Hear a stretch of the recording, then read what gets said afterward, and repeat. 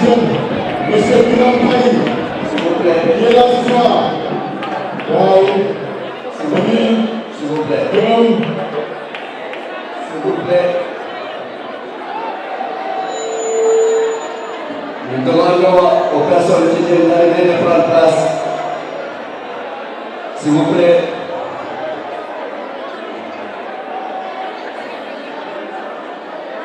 S'il vous plaît, les salam alaikum, ça sera après, s'il vous plaît. Merci beaucoup. S'il vous plaît. Il est 21h, on va libérer la salle, s'il vous plaît. Donc, un peu de silence pour qu'on puisse continuer.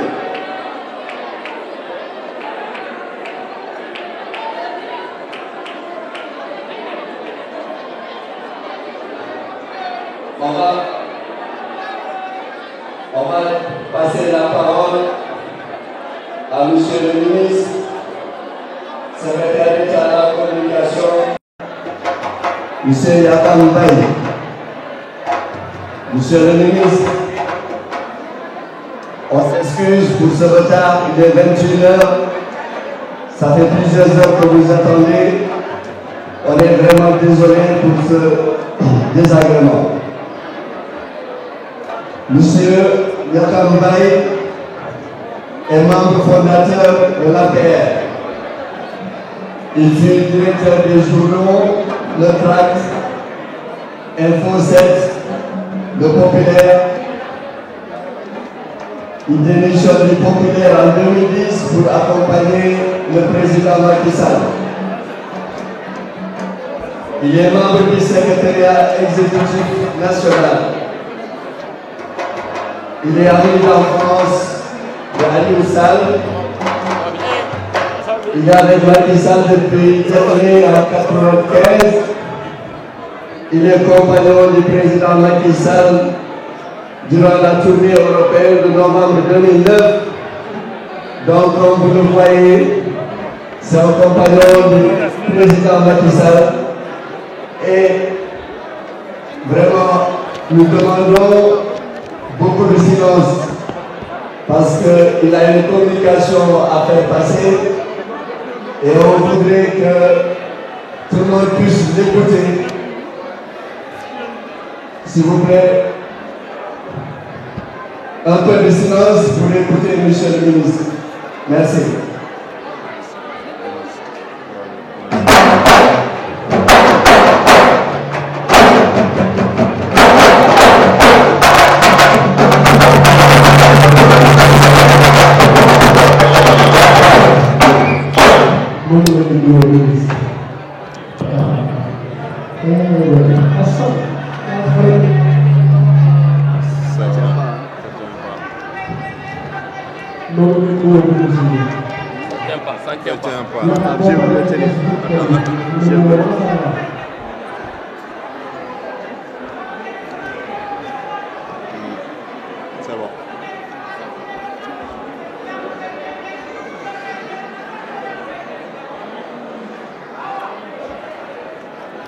Assalamu alaikum.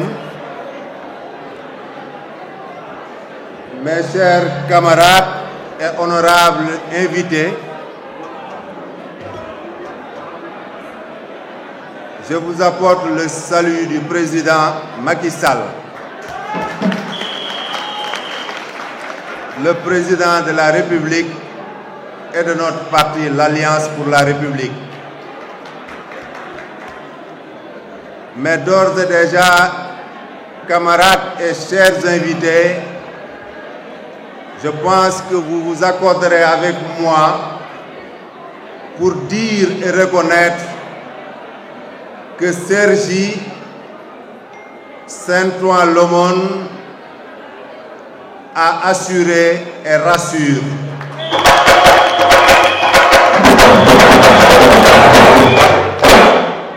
Donc, il nous revient d'adresser nos vives félicitations au coordonnateur Ahmed Sall, mais aussi à Biran Wan, à ma sœur et amie Koumbakan, à Mariama Diallo, à Omar Dien,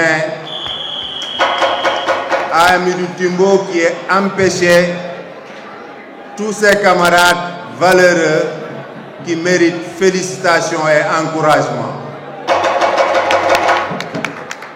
Mes chers camarades, je peux affirmer sans risquer de me tromper qu'ils sont légion dans cette assistance qui comptait parmi ceux qui étaient là, en ces lieux, sur cette terre de Val d'Oise, un certain 24 février 2012, à se remémorer aujourd'hui de très belles séquences. Car c'est ici à Cergy, à la veille du premier tour des élections présidentielles de février et mars 2012, que nous clôturions notre campagne électorale.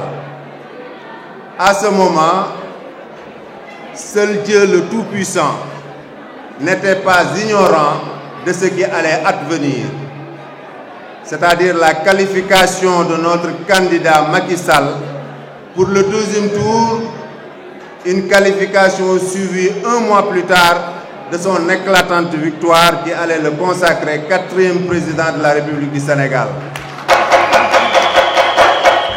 Mais il n'empêche, ici à Cergy, nous avions exprimé et démontré pourquoi, après avoir fait nôtre les idéaux d'un leader politique de type nouveau, la seule sanction qui nous attendait était la victoire. Donc depuis 4 années se sont écoulées. Et nous voilà réunis à nouveau à Cergy pour nous convaincre que notre candidat, devenu président de la République, a tenu sa promesse de gouverner le Sénégal mieux et autrement. D'où la pertinence du thème qui consacrera nos échanges.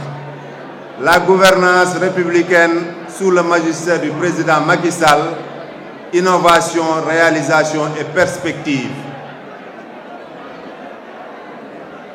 Le 25 mars 2012, sous les allures d'un véritable plébiscite, Macky Sall était élu 4e président de la République du Sénégal. Un tel raz-de-marée politique, jamais vu au Sénégal, était le résultat de la conjonction de 2 facteurs. Le rejet populaire d'un pouvoir se délectant des souffrances collectives d'une part, et d'autre part l'immense espoir suscité par un homme politique jeune, porteur de valeurs nouvelles, d'une vision empreinte de radicalité républicaine et un patriotisme ardent en bandoulière.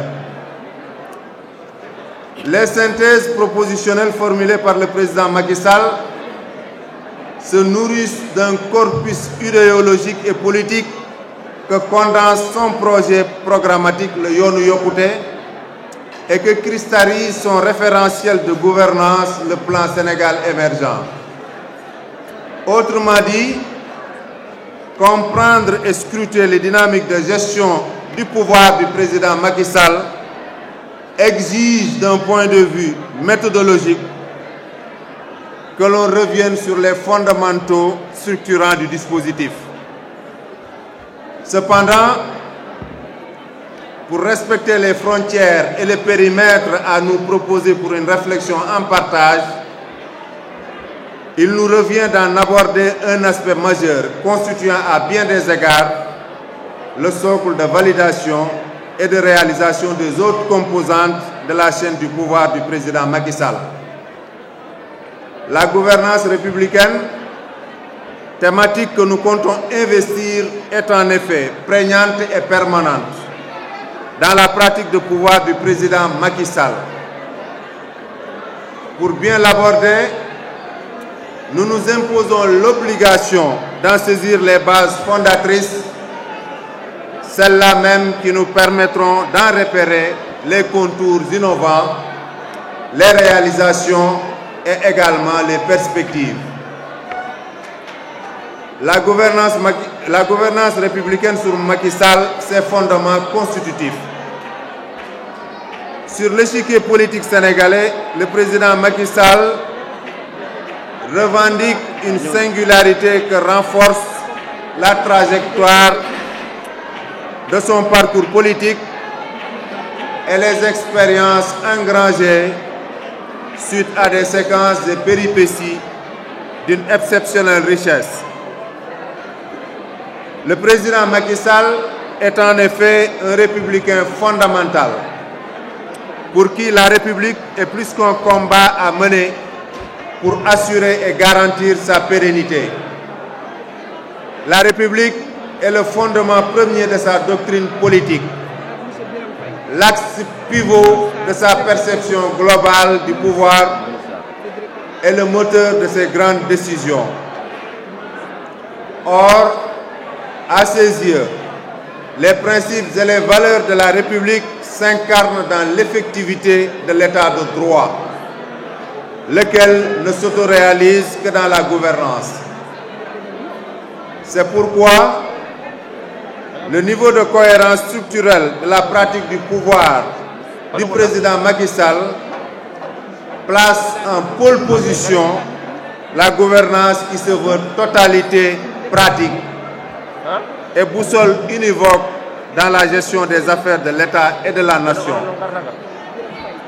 Pourtant, force est d'avouer que se frayer une telle voie qui articule et combine nouveauté et innovation, hardiesse du présent et optimisme du futur n'est pas chose aisée au Sénégal.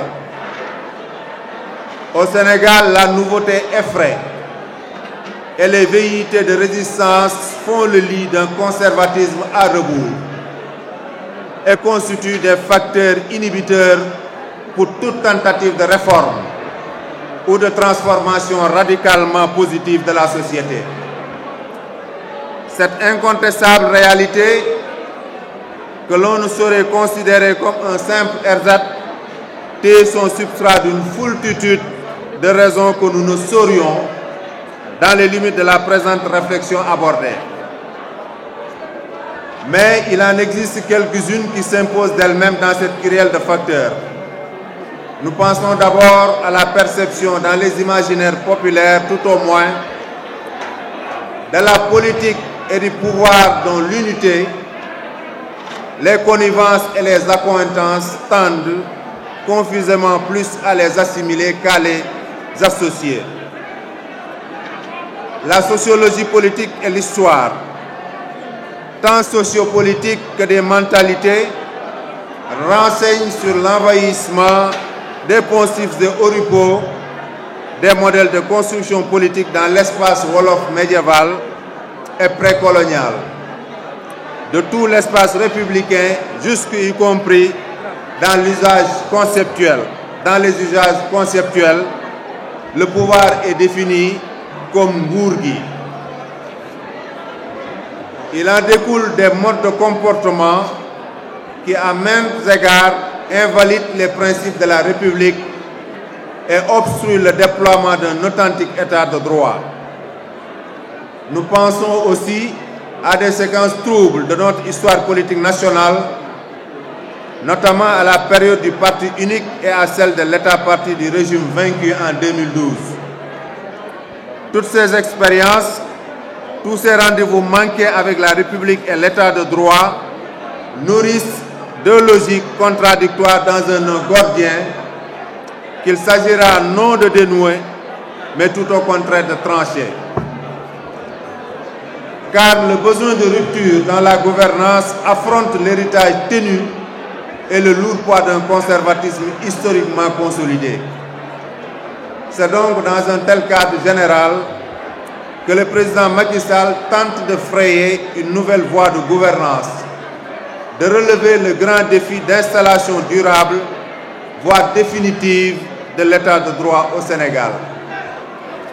La tâche s'annonce d'autant plus difficile que les forces de régression politique et sociale se crispent dans des pratiques relayées par une pléthore de partis qui sèment et entretiennent une atmosphère de miasme pestilentiel permanent.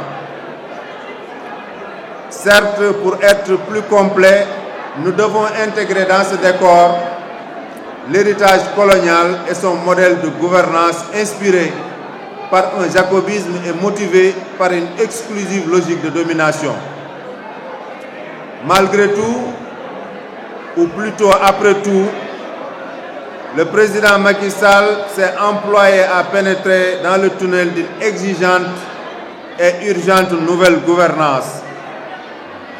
Candidat de la coalition Macky 2012, Macky Sall avait exposé devant les Sénégalais son programme général qui fusionne son projet de société et son projet de mandature. C'est dans ce programme dénommé Yoonu Yokkute, le chemin du véritable changement, que Macky Sall a pour la première fois défini et assumé sa vision d'une nouvelle gouvernance au Sénégal. Il y avait dégagé les 5 axes stratégiques structurants du programme, que sont la nécessité de mettre fin aux injustices sociales, la mise en place des bases économiques du développement, l'atteinte d'une productivité développante, l'impératif de faire du Sénégal un modèle de démocratie efficace grâce à une gouvernance exemplaire et rénovée. Enfin, l'obligation de garantir la paix, la stabilité, la sécurité et l'intégration africaine. Somme toute, en élevant la gouvernance au rang de surpriorité, d'impératif politique catégorique, Macky Sall s'attaquait à un mammouth structurel. Cette volonté politique prit une forme concrète dès son avènement au pouvoir. Le choix d'un Premier ministre éloigné de l'arène politique et l'entrée dans le gouvernement de personnalités démocratiques et expertes en étaient des manifestations saillantes. Ces premiers jalons fondateurs d'une nouvelle gouvernance allaient davantage se concrétiser après la phase transitoire de 2 années de rectification des errements de l'ancien régime en matière de gouvernance. Car le PSE, élaboré en février 2014, conforte les points stratégiques du Yoonu Yokkute. De fait, le trépied illustratif du plan reprend les lignes de force de la vision du président Macky Sall autour de 3 grands axes: la croissance inclusive, le développement humain et la bonne gouvernance. Mieux encore, le signal de la mise en branle de la nouvelle voie fut attesté par le processus qui mena à la confection définitive du PSE et qui vit la mobilisation de 170 cadres de la haute administration, 30 ministres, la mise à contribution de 60 membres du secteur privé et 20 cadres de la diaspora directement impliqués. C'est sur cette base qu'une équipe dédiée a été mise en place pour le pilotage opérationnel. En définitive, dans son principe d'énoncé, comme dans sa réalité d'être, la gouvernance républicaine chez le président Macky Sall acquiert une triple dimension. La gestion vertueuse des ressources publiques associée à la promotion de l'éthique, de la transparence, de la reddition des comptes et une réelle efficacité de la dépense publique. Deuxièmement, la nécessaire modernisation de l'administration publique en vue d'une amélioration de la qualité du service public. Une politique de paix et de sécurité orientée vers la garantie de l'intégration territoriale, de la cohésion sociale et de la popularisation des comportements civiques. La gouvernance républicaine de Macky Sall, une preuve par les faits. En décidant d'ouvrir une nouvelle ère de gouvernance républicaine, le président Macky Sall s'est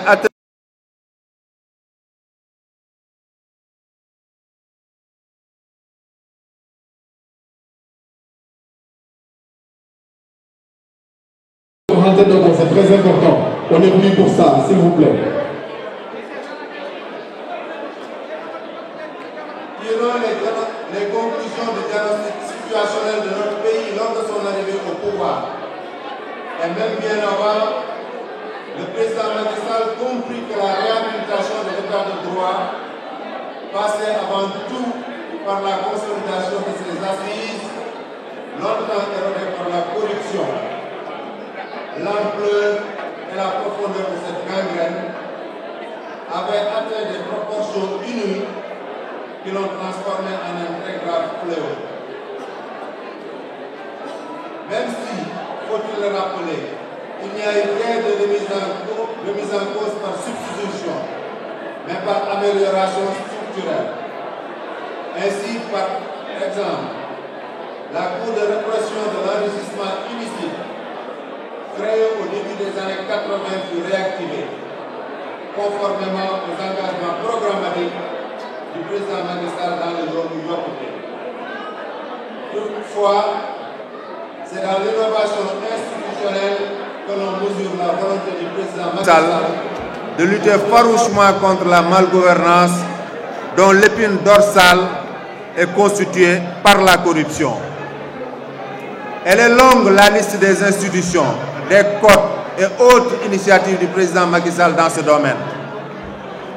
Comment comprendre ces grandes mesures participant de l'affinement de notre modèle démocratique et se situant au cœur du projet de refondation de l'état de droit au Sénégal? C'est cette même logique qui dicte la création de l'Office national de lutte contre la corruption, une institution pour nous, c'est-à-dire destinée à sanctionner, voire à châtier toutes les dérives, tous les errements portant sur le détournement et la corruption de ceux qui sont aujourd'hui au pouvoir. Autrement dit, nous. Du reste, pour davantage traduire cette volonté de rupture avec les tares et autres traditions négatives notées dans la gouvernance, le président Macky Sall a institué la déclaration de patrimoine pour quiconque gère un budget de plus d'1 milliard de francs CFA.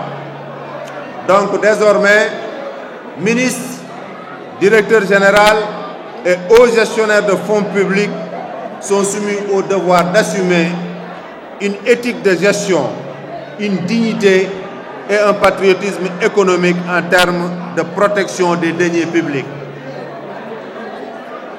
Il s'y ajoute que la vitalité de notre dispositif institutionnel a été garantie par le président Macky Sall. Avec le Conseil économique, social et environnemental, l'acte 3 de la décentralisation induisant une nouvelle gouvernance locale et surtout les propositions phares du président Macky Sall, validées par une nette majorité par nos compatriotes le 20 mars 2016, c'est un pas qualitatif majeur qui est franchi en matière de bonne gouvernance. La création de Haut Conseil des collectivités territoriales, les nouveaux droits accordés aux citoyens, l'élargissement des pouvoirs des institutions parlementaires et judiciaires et des citoyens au détriment de ceux du président de la République, la rationalisation et la redéfinition des rôles des partis politiques sont de manière irréfutable la traduction d'une bonne gouvernance avérée. Quant à l'acte 3 de la décentralisation, il apparaît comme une véritable révolution en ce qu'il procède à une authentique refondation territoriale du Sénégal. Car en gommant la millénaire différence entre villes et campagnes, en proposant la disparition de la région au profit du département dans la nomenclature territoriale, l'acte 3 innove et rénove la gouvernance locale. Surtout que les pôles territoires identifiés donnent sens à la territorialisation des politiques publiques pensées et voulues par le président Macky Sall. C'est dans ce sillage qu'il faut inscrire la création du HCCT, proposée par les Assises nationales et par le Benno Siggil Sénégal originel. Cette institution nouvelle est d'une incontestable pertinence. Dans les conditions d'une territorialisation des politiques publiques et de lutte contre les inégalités, notamment celles résidentielles, comment ne pas doter les collectivités locales d'une institution propre? Comme toujours, le président Macky Sall a apporté une réponse appropriée à cette interrogation majeure. De même, les nouveaux droits que la Constitution, modifiée depuis le 20 mars 2016, octroie aux populations demeure une des plus belles illustrations d'une bonne gouvernance aboutie au Sénégal. Quoi de plus juste que nos populations aient le droit de veiller à ce que leur environnement et leur cadre de vie soient qualitativement améliorés, qu'elles soient associées à toute politique touchant ces deux aspects de leur vie quotidienne. Que dire alors de leur droit à accéder et à bénéficier des ressources naturelles de leur territoire ou terroir? C'est une œuvre essentielle du président Macky Sall. Dans un contexte où l'opposition sénégalaise, confrontée à l'équation Macky Sall, développe la pétropolitique en inoculant de fausses et grossières allégations. L'examen approfondi de ces différents points témoigne ainsi de manière exhaustive, nette et claire de cette avancée de portée démocratique considérable. Néanmoins, et comme il n'a de cesse de le répéter, le président Macky Sall entrevoit la possibilité de toujours améliorer les institutions, mesures et actes de nature à améliorer la bonne gouvernance au Sénégal. Pour preuve, sa récente décision de mettre sur pied un cadre stratégique de concertation nationale sur le pétrole et le gaz, avant même leur exploitation, prouve à suffisance le profond attachement du président Macky Sall à la bonne gouvernance et à la constitution de notre pays. Chers camarades et honorables invités, j'en suis à la fin de ma communication. Et c'est pour dire que la réflexion ci-dessus présentée n'est guère un exposé hagiographique effectué par un thuriféraire dans une posture de défense. Elle présente des faits, analyse des décisions et conclut sur une grande vérité partagée avec la majorité de nos compatriotes. Le président Macky Sall est un homme sérieux. C'est un homme d'État majeur qui, au cours de la modernité démocratique, s'emploie à accélérer la marche de notre pays vers l'émergence et usant d'une arme acérée, en même temps accélératrice d'espérance forte, la bonne gouvernance. Je vous remercie.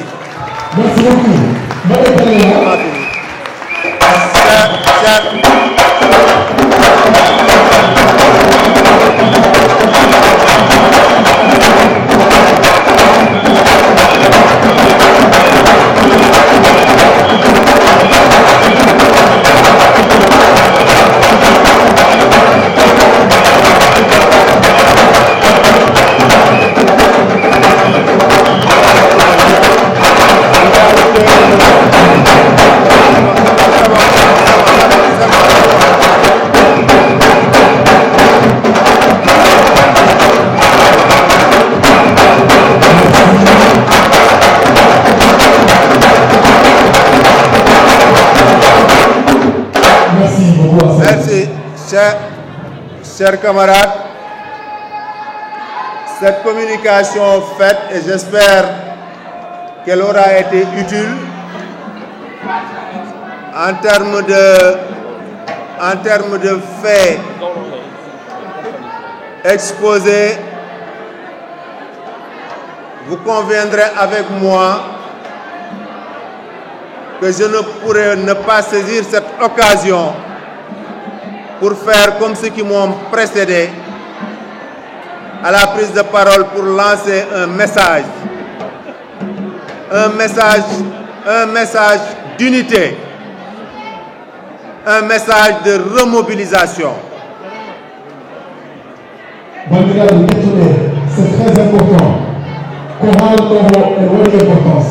nañu déglu s'il vous plaît li ñu fi indi mooy déglu message bi nga xam ne monsieur le président de la République le président de tous les Sénégalais message boobu la jox monsieur le ministre dama bëgg ngeen déglu ñu ñëw gerte leen s'il vous plaît.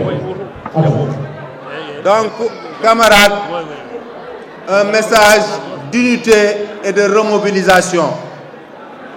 Parce que, chers camarades, toute modestie mise à part, je crois être très bien placé pour dire que l'APR de France est une part considérable, est une part symbolique très importante dans l'APR. Parce que je peux oser le dire, et ils sont là, mes témoins dans cette salle, pour dire que c'est ici en France, et particulièrement le 21 novembre 2009, au meeting de Saint-Denis, que l'APR a été baptisée.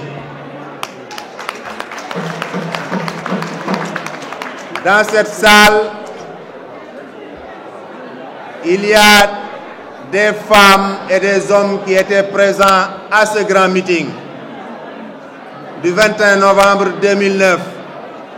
Je pense que ce n'est pas dévoiler un secret que de dire que l'APR France compte énormément aux yeux du président de la République. Les soubresauts et les secousses qui ont impacté, qui ont marqué le fonctionnement du parti ces derniers jours, ces derniers temps, sont consubstantiels à la vie de tout parti politique.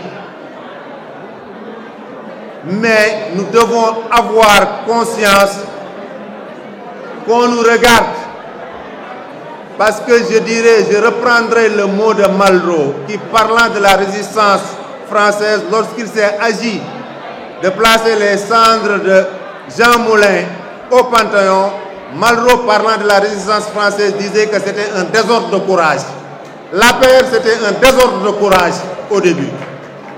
En 2008, en 2009, l'APR était un désordre de courage, de républicains, de Sénégalais qui ne voulaient pas qu'on transforme la République en monarchie. Aujourd'hui, au pouvoir, nous devons éviter d'être un désordre d'ambition personnelle. Je le dis et j'ose le dire, le grade le plus élevé au sein de ce parti et au sein de tous les partis politiques, le grade le plus noble est le grade de militant. Nous sommes tous des militants du président Macky Sall, qui est le seul leader.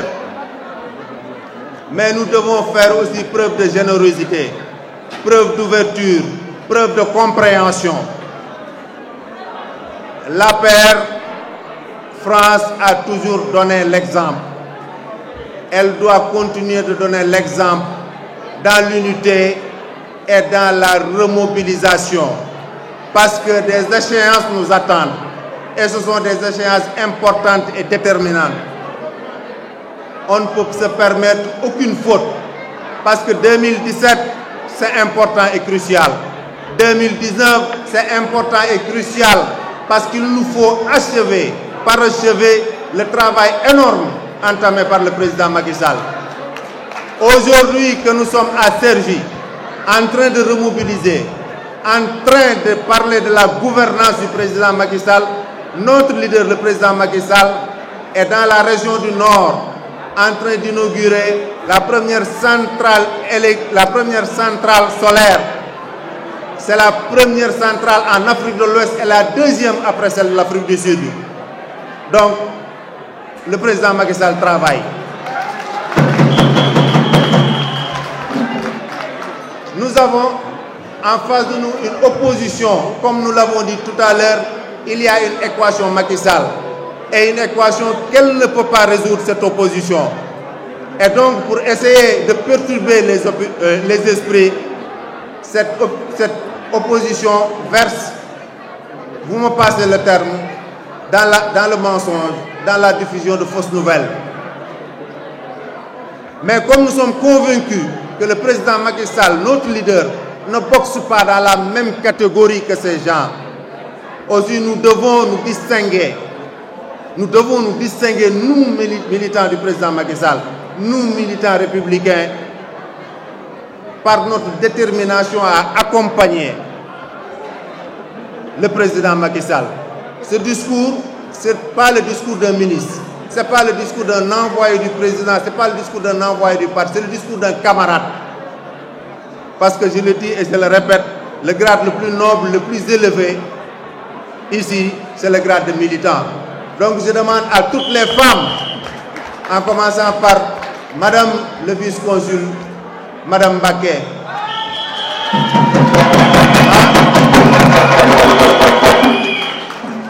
en citant d'autres qui étaient avec nous, avec Madame Baquet en 2008, en 2009, à combattre les Astoufal, les Fatmato Lobat, les Kumbakan.